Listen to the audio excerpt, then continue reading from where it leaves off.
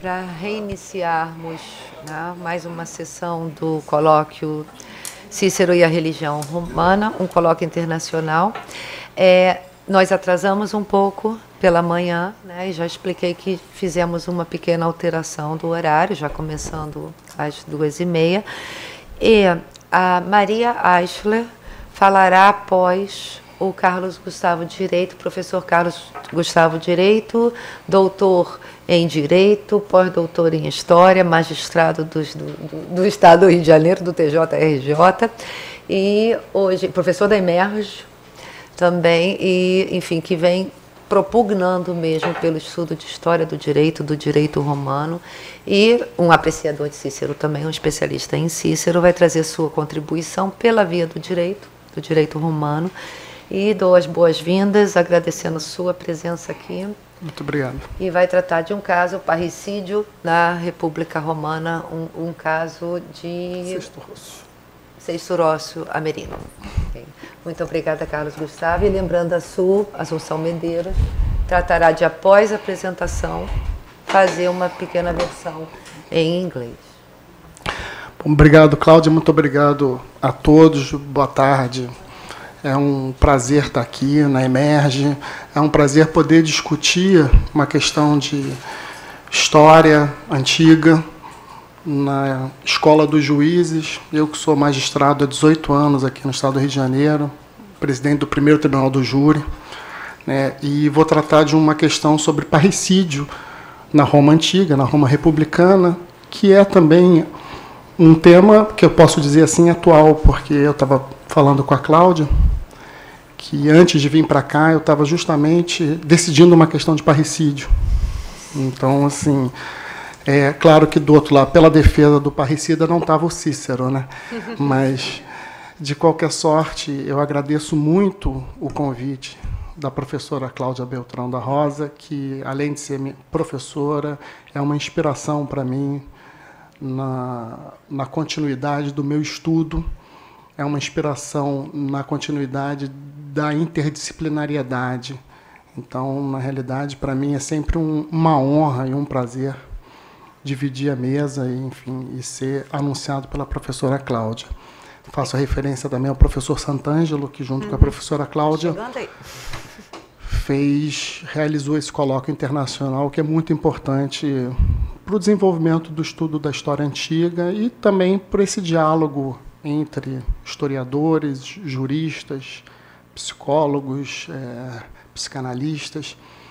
Acho que é muito ruim ficar fechado num ambiente só e não dialogar com os outros. O diálogo é muito importante. Então, é um pouco uma ousadia falar para historiadores antigos sobre tema de história antiga, né? Então, qual vai ser meu viés e qual vai ser meu enfoque? O meu enfoque vai ser o enfoque de um jurista. Então, a terminologia que eu estou usando é toda de jurista. Talvez cometa equívocos como um historiador, mas tento ser bem técnico na parte do direito. Essa que é a tentativa da minha contribuição para os senhores. É um olhar de um jurista sobre a história antiga. Eu nominei essa palestra como Parricídio na República Romana, o caso de Sexto Rócio, que foi o primeiro caso de direito criminal defendido por Cícero. Para alguns, Cícero, nessa época, tinha 23 anos, para outros, 27 anos, mas, de qualquer sorte, os seus biógrafos dizem que foi o primeiro caso dele na matéria penal. Ele ainda não era um defensor tão conhecido nesse momento. Então, o objetivo da presente apresentação é de analisar a defesa criminal feita por Cícero em um caso de parricídio. A ideia é de fazer um estudo do caso concreto através dos elementos trazidos por Cícero em sua defesa, tal como se faz nas faculdades de Direito.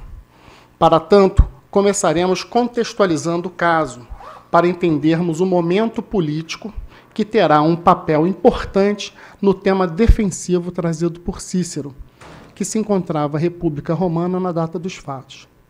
Analisaremos também, no curso da narração, os personagens que participam do enredo do processo judicial, com ênfase na figura da vítima e do réu, que eram oriundos de província próxima a Roma. Destaque-se desde já que a personalidade do réu será de extrema importância na construção da tese defensiva de Cícero. E aí eu faço já um parêntese, porque a personalidade do réu é um elemento essencial no momento da dosimetria da pena, no direito atual. Né? É algo que temos que levar em consideração no momento de fixação da pena final. Então, Cícero já notava essa importância de se desenvolver, quer dizer, de demonstrar quem era o réu, como atuava o réu, não só naquele crime, mas como numa maneira geral. Em seguida, pretendemos analisar como funcionava a justiça penal republicana na época dos fatos, e bem como o crime a qual está sendo imputado a Sexto Rócio, isto é, o parricídio, sua dimensão jurídica e religiosa, e bem como a natureza do criminoso que o comete e a sanção que lhe aguarda.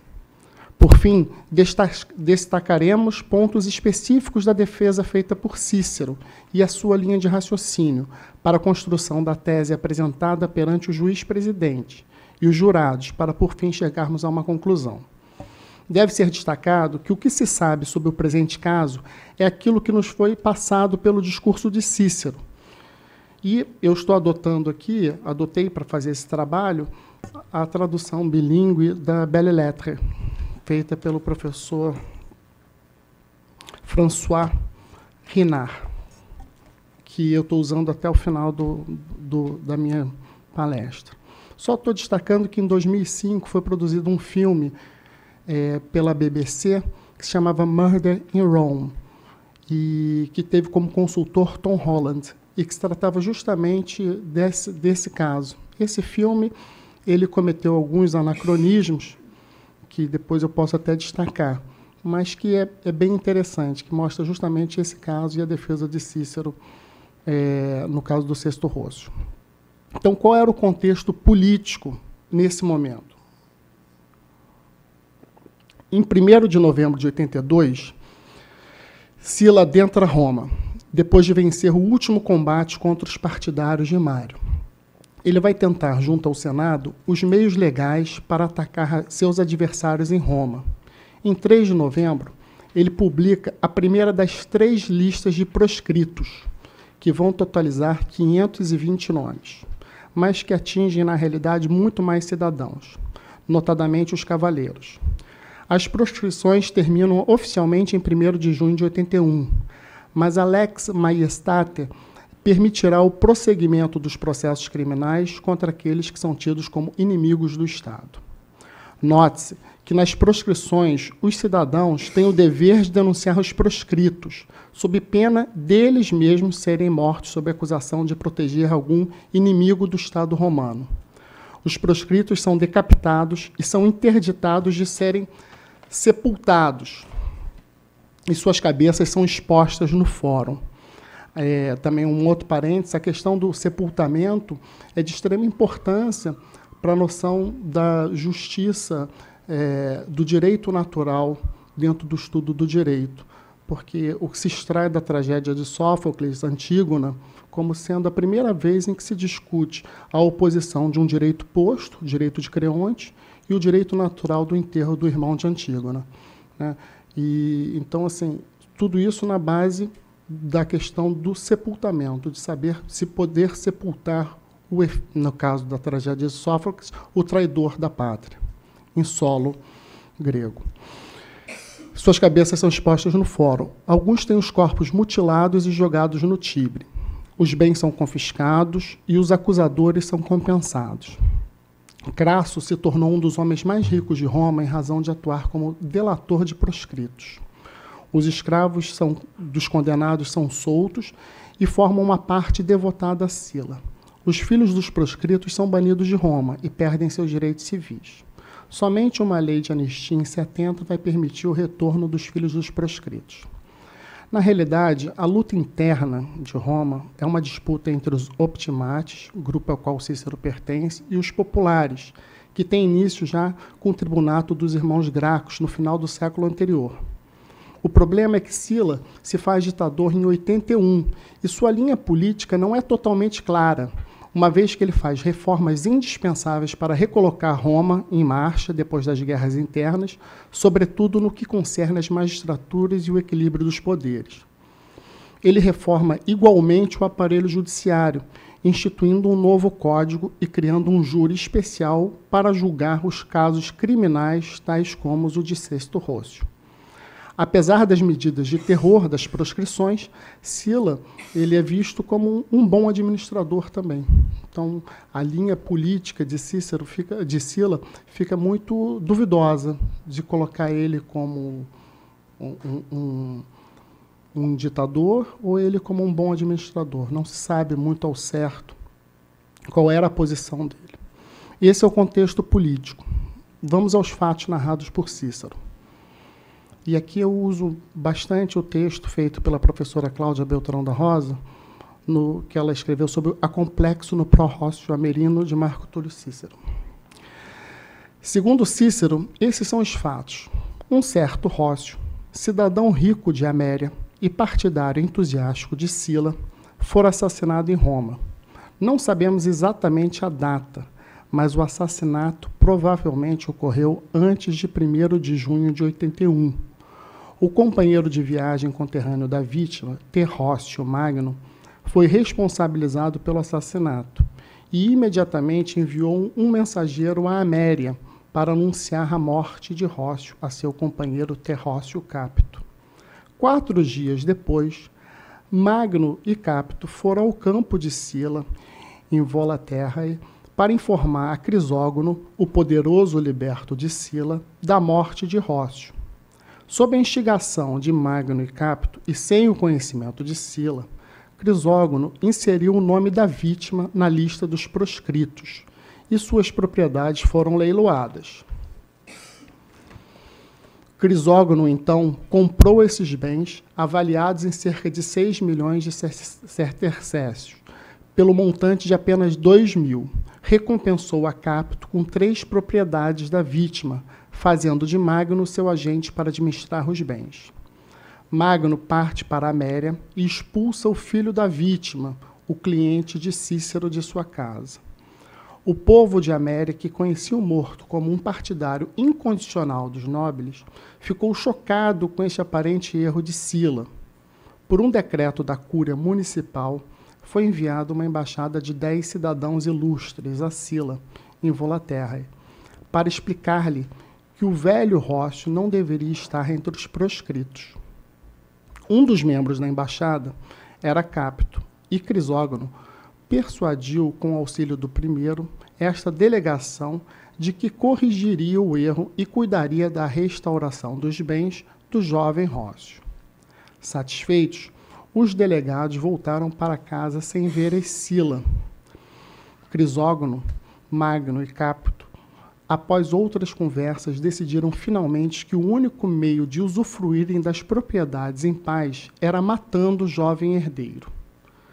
Depois de uma tentativa fracassada de assassinato, vemos o jovem Rócio em Roma, onde foi auxiliado por Cecília Metela. Crisógono, Magno e Capito, com dificuldades agora para matar o jovem, usam do expediente do assassinato judicial.